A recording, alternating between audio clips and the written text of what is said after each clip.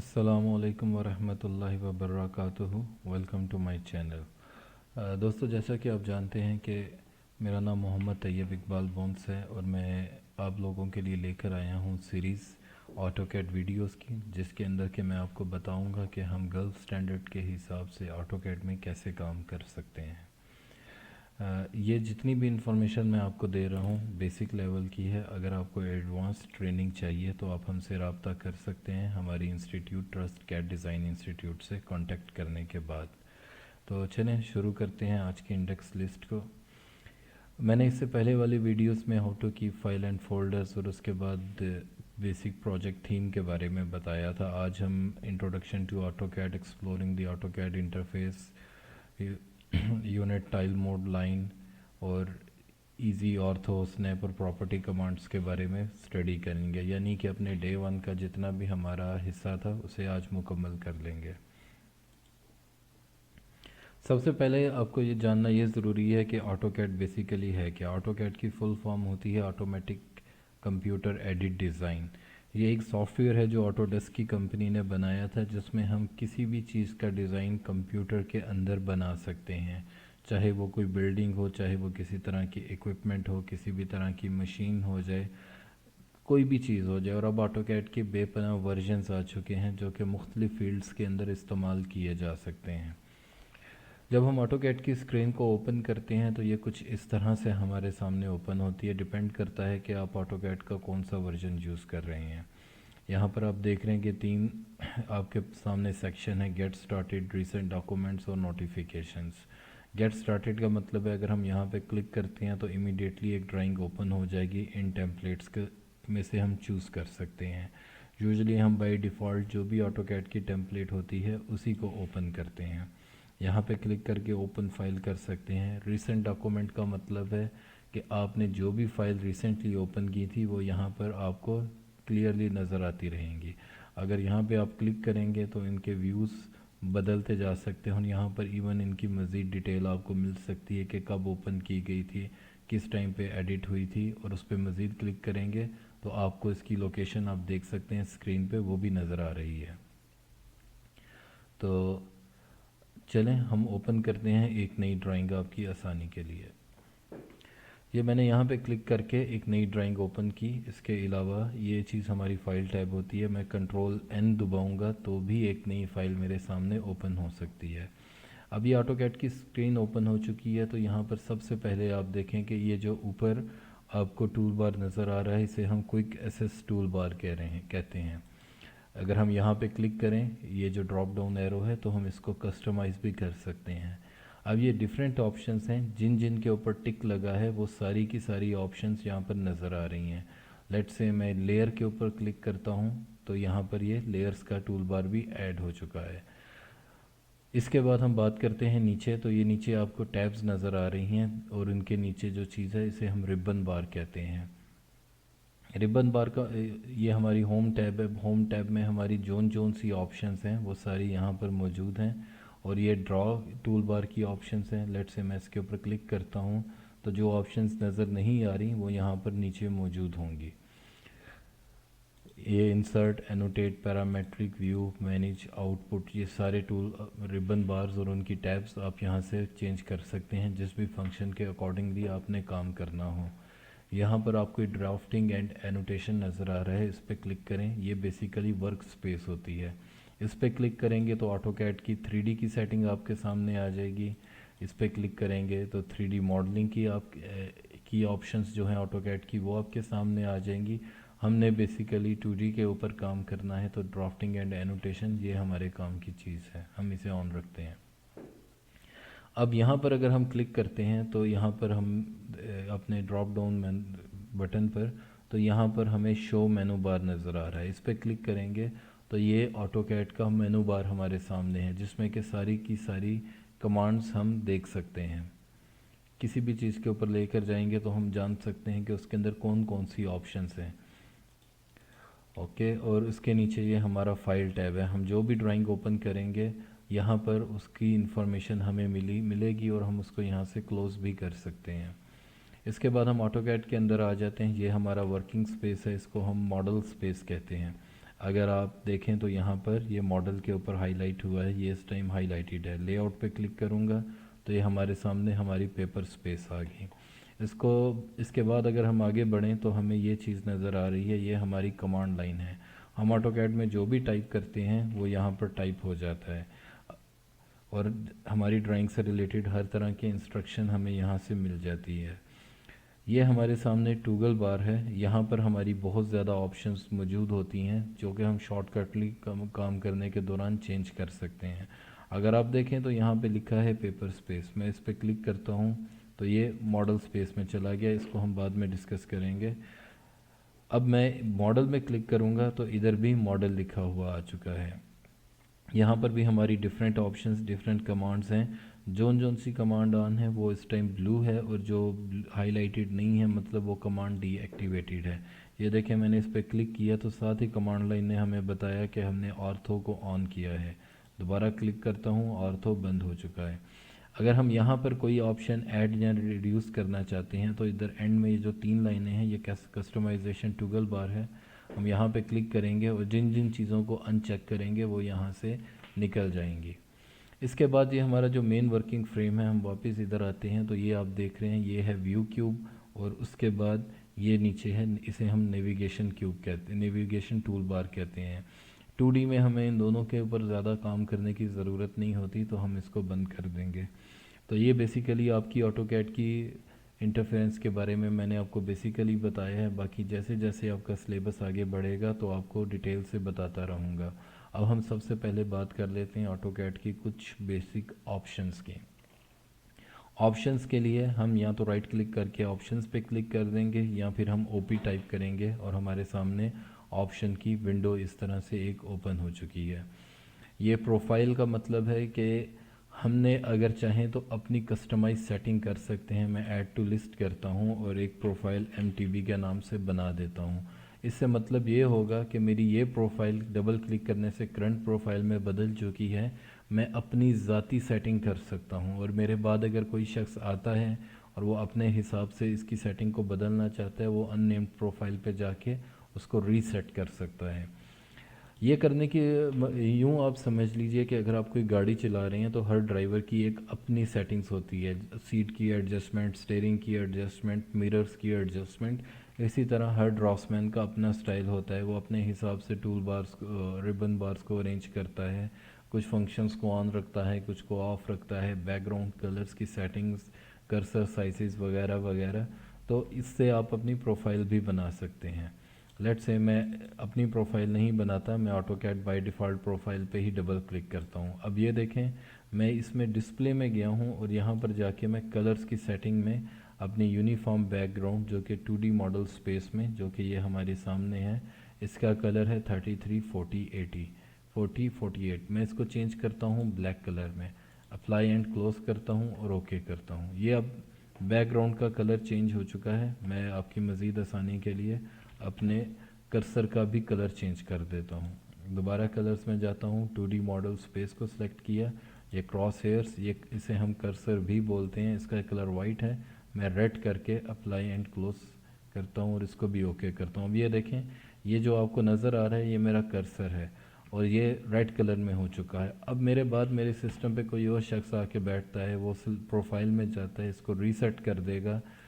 ये जैसा कि हमने रीसेट किया ओके, तो सब कुछ वैसे ही हो गया जैसे पहले था।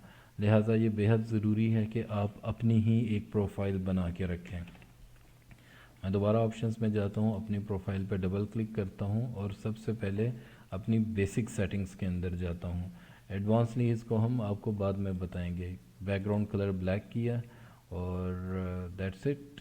इसके बाद इसको अप्लाई एंड क्लोज कर देते हैं। ये क्रॉस हेयर साइज़ है, इसका साइज़ जितना बड़ा हो उतना बेहतर होना चाहिए, तो हमने इसको 100 कर दिया। ये मेरी दूसरी सेटिंग है, ओपन एंड सेव। अब ये एक इम्पॉर्टेंट चीज़ है। मामलात ऐसे होते हैं कि हमारे पास ऑटोकैड का जो वर्जन है हम तो उसकी फ़ाइल ओपन कर सकते हैं, लेकिन अगर ये 2018 में हमने फ़ाइल को सेव किया तो कोई भी ऐसा शख्स जिसके पास ऑटोकैड 2016 है वो हमारी ड्राइंग को ओपन नहीं कर पाएगा। तो हम इसका फॉर्मेट 2013 कर देते हैं ताकि ऐसा कोई भी शख्स जिसके पास AutoCAD 2013 या उससे ऊपर का वर्जन है वो हमारी फ़ाइलों को असेस कर सके।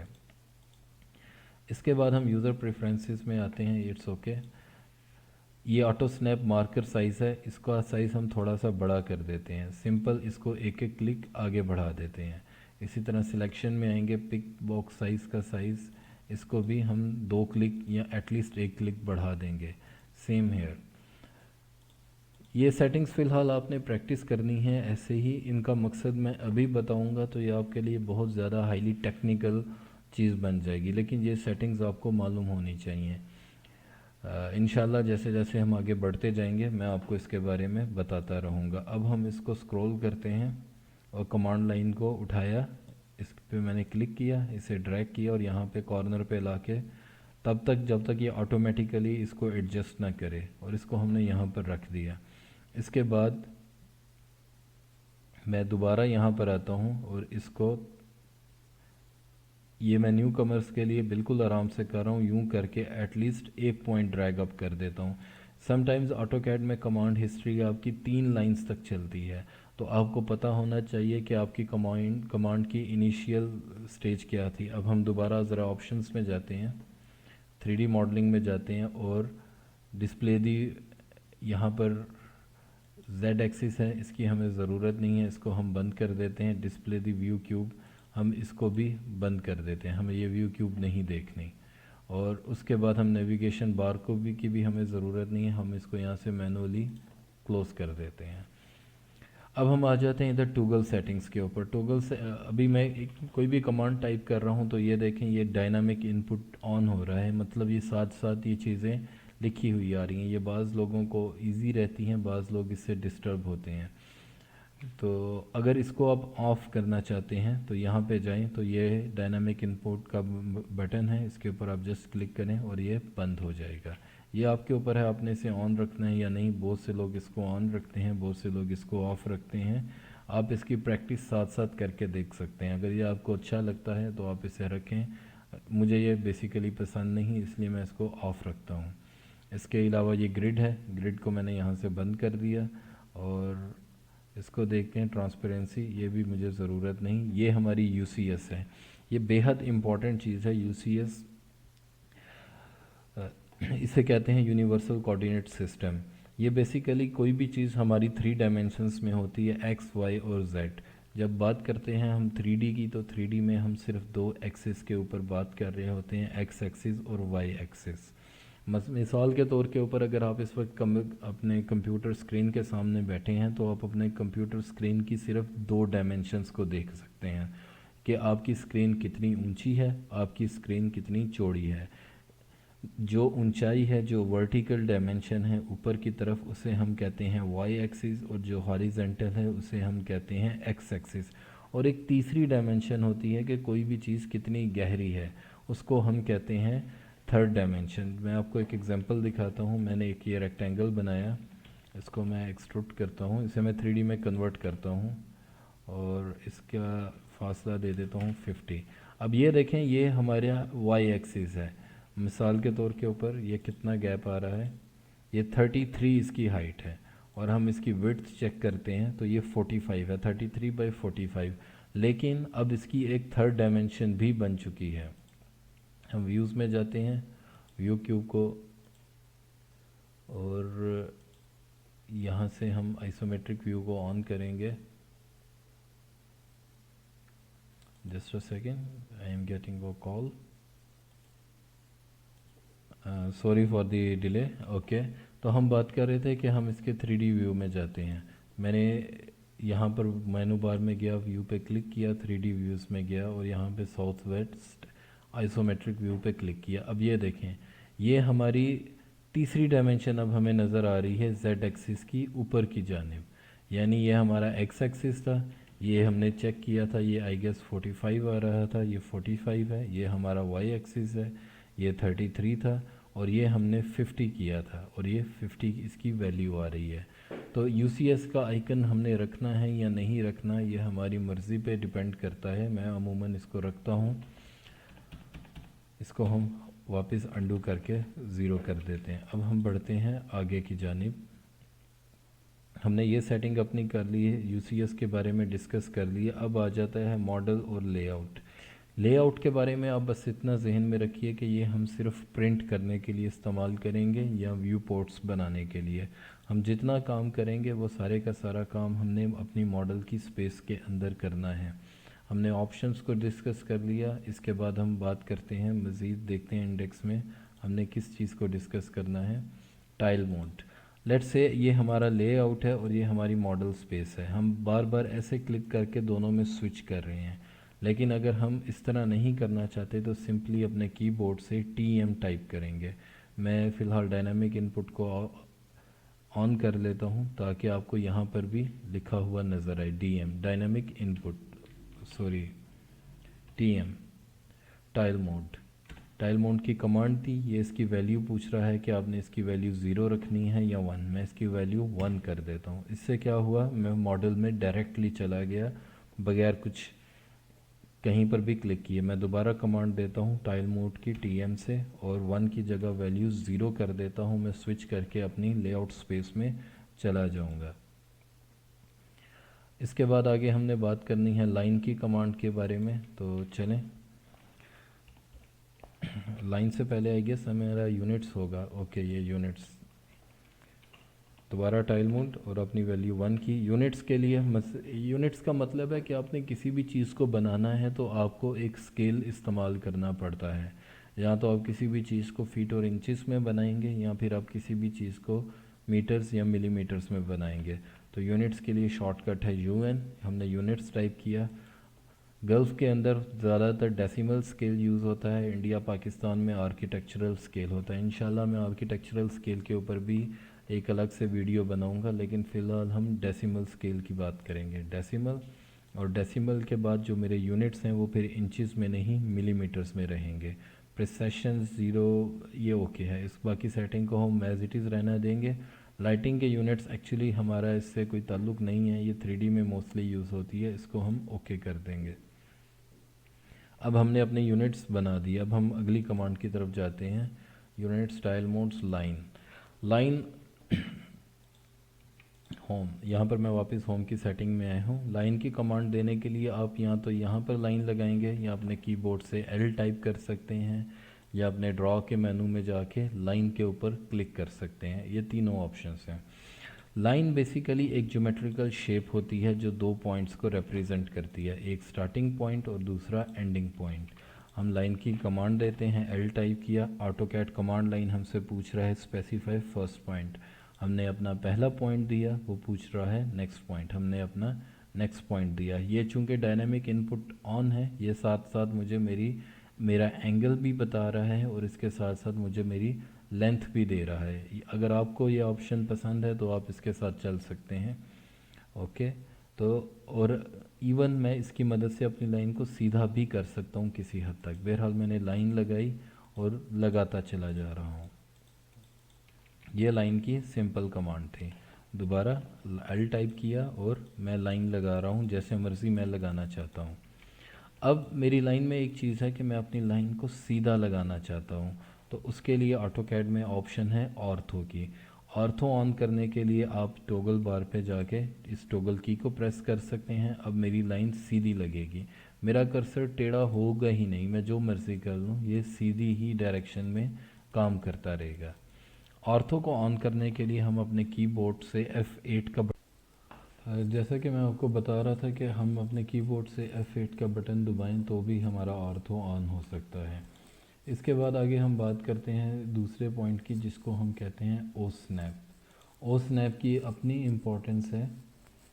ओ स्नैप इस तरह से काम करता है, ये देखें मैंने लाइन पर क्लिक किया है तो ये 3 ब्लू डॉट्स नज़र आ गए हैं। इसको बेसिकली ऑटोकैड की टर्म में हम ग्रिप कहते हैं। अगर हम इसके ऊपर क्लिक करें ये रेड हो जाती है, और जब ये रेड हो तो हम इसे छोटा, बड़ा या ऊपर नीचे लेके जा सकते हैं, ये स्ट्रेच हो जाती है ऑटोमेटिकली। बहरहाल किसी भी लाइन के ऊपर क्लिक करें तो जितने उसके पॉइंट्स होते हैं स्नैप्स के, उन सब के ऊपर ग्रिप आ जाती है। मतलब ये हमारा स्टार्टिंग पॉइंट है, ये एंडिंग पॉइंट है, या फिर ये हमारा स्टार्टिंग पॉइंट है और ये एंडिंग पॉइंट है और ये बीच में मिड पॉइंट। अब मैं एक लाइन लगाना चाहता हूँ जो एग्जैक्टली इसके मिड से लगे, या इसके एंड से लगे, बिल्कुल इसके सिरे से लगे आखिर से, तो उसके लिए मुझे ओ स्नैप को ऑन करना पड़ेगा, जिसके लिए या तो मैं F3 दबाऊंगा। देखिए मेरी ओ स्नैप ऑन हो चुकी है। ये हम कमांड के दौरान भी इस्तेमाल कर सकते हैं, कमांड से पहले भी इस्तेमाल कर सकते हैं, या फिर यहाँ पे क्लिक करूँगा, ये हाईलाइट है तो मतलब ऑन, हाईलाइट नहीं है तो मतलब बंद। और यहाँ पर क्लिक करूँगा तो यहाँ पर इसकी सारी ऑप्शंस आ रही हैं, जोन जोन सी ऑप्शंस यहाँ पर चेक होंगी वही ऑप्शंस ये सिलेक्ट करेगा। और अगर मैं इसकी मज़ीद सेटिंग्स में जाना चाहता हूँ तो यहाँ पर ऑब्जेक्ट स्नैप सेटिंग पे क्लिक करूँगा तो ये मेरे सामने डायरेक्ट ओपन हो जाएगा, या फिर मैं अपने कीबोर्ड से SE टाइप करूँगा और ये सेटिंग्स मेरे सामने आएगी, और यहाँ पे मुझे ऑब्जेक्ट स्नैप के मेन्यू में जाना पड़ेगा। अब ये देखें, अगर ये एंड पॉइंट है तो इसके सामने रेक्टेंगल बना है, और इसी तरह हर चीज़ के सामने उसकी एक अपनी इंडिकेशन बनी हुई है। हम ज़रा इंडेक्स में देख लेते हैं, क्या ये मैंने आपको पूरी डिटेल में बताना था? जी हाँ बिल्कुल। तो हम इसकी पूरी डिटेल को डिस्कस करते हैं। अब मैंने एंड पॉइंट ऑन किया है और बाकी सबको क्लियर ऑल करके एंड पॉइंट को सिलेक्ट रखता हूँ, लाइन लगाऊंगा तो ये ऑटोमेटिकली इसके एंड से लगेगी, लेकिन ये इसके मिड से नहीं लग रही। तो इस सूरत में हम क्या करेंगे, ओ स्नैप्स की सेटिंग्स में जाएंगे और मिड पॉइंट को भी ऑन कर लेंगे। हम यहीं से डिस्कस करते हैं क्योंकि यहाँ पे हर चीज़ की इंडिकेशन सिंबल को दिखाया गया है। एंड पॉइंट इस रेक्टेंगल स्क्वायर शेप में है और मिड पॉइंट ट्रायंगुलर शेप में है। अब मैं दोबारा लाइन की कमांड देता हूँ तो ये इसने इसके मिड से लाइन लगा दी। एक बात ज़हन में रखिएगा कि स्नैप मोड सिर्फ तभी काम करेगा जब आपकी कोई कमांड एक्टिव हो। अगर कमांड एक्टिव नहीं है तो ये काम नहीं करेगा। जैसे ही मैंने लाइन की कमांड दी ये इसको डिटेक्ट कर रहा है। अब मैंने लाइन की कमांड नहीं दे रहा तो ये भी काम नहीं करेगा, चाहे ये ऑन है चाहे ये ऑफ है। हमने लाइन और मिड के बारे में देख लिया। अब हम मज़ीद स्नैप सेटिंग्स के जाके देखते हैं। SE दबाए सेंटर। सेंटर बेसिकली इस्तेमाल, हम एक सर्कल लगा लेते हैं और इसके अलावा हम एक आर्क भी लगा लेते हैं। ओके, अब हमने सेटिंग्स में गए और दोबारा रीचेक करते हैं क्या हमारा सेंटर ऑन है। यस, हमारा सेंटर ऑन है।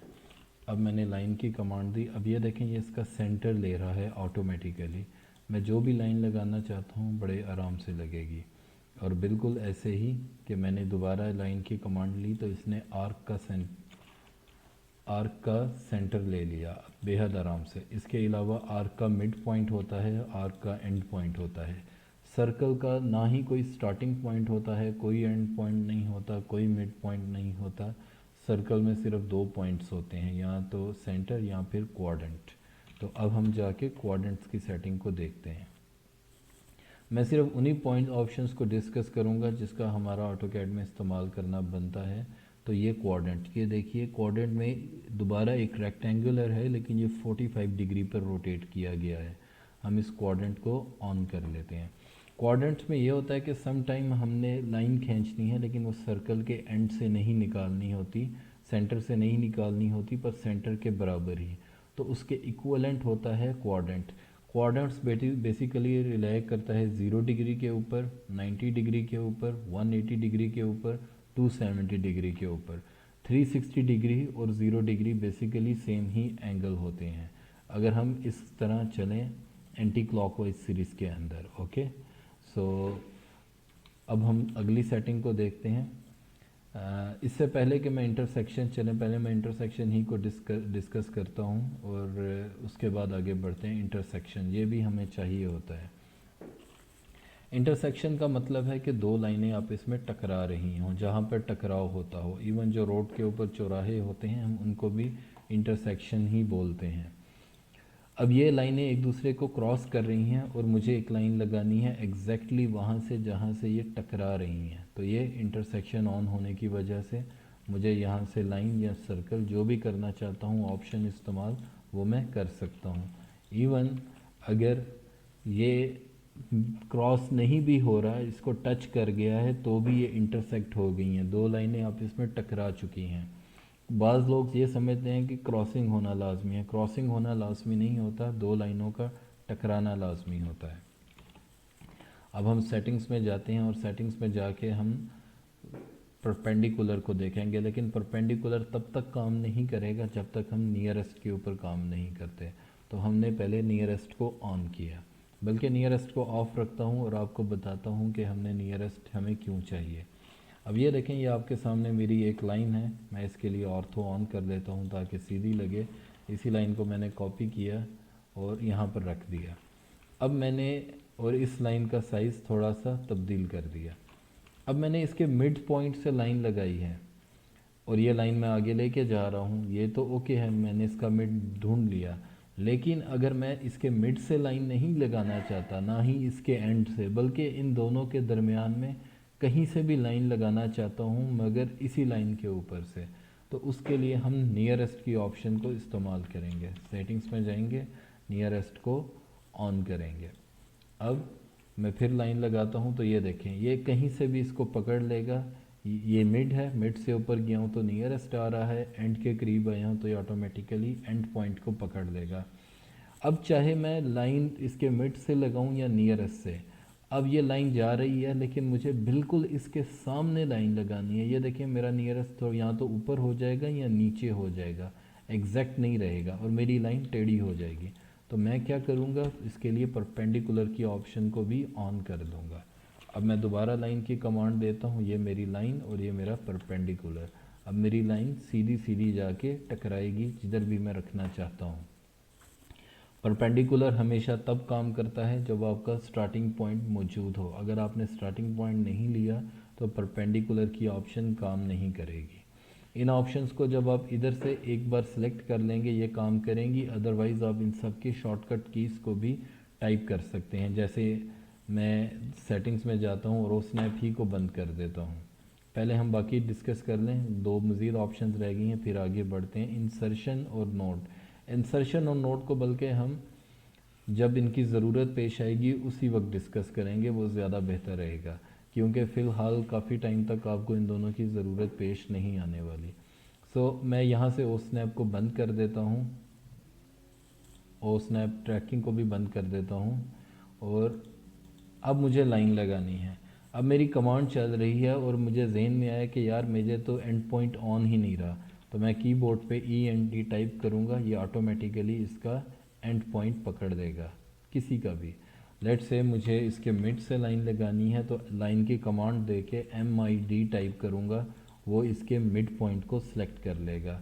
लाइन की कमांड दूंगा, NEA टाइप करूँगा, नियरेस्ट आ जाएगा। लाइन की कमांड दूंगा और PER लिखूँगा तो परपेंडिकुलर भी आ जाएगा, मतलब ये लाइन नियरेस्ट से ली और PER टाइप किया तो ये परपेंडिकुलर पे चलेगी। इसी तरह इसका सेंटर लेना है तो CEN, ये इसके सेंटर को ले लेगा। और अगर क्वाड्रेंट से लाइन लगानी है तो QUA, ये इसके क्वाड्रेंट से लाइन को लगा लेगा। इंटरसेक्शन पे जाना है तो INT टाइप करेंगे, इसका इंटरसेक्शन भी आ जाएगा। ये डिपेंड करता है आपको किस तरह काम करना है।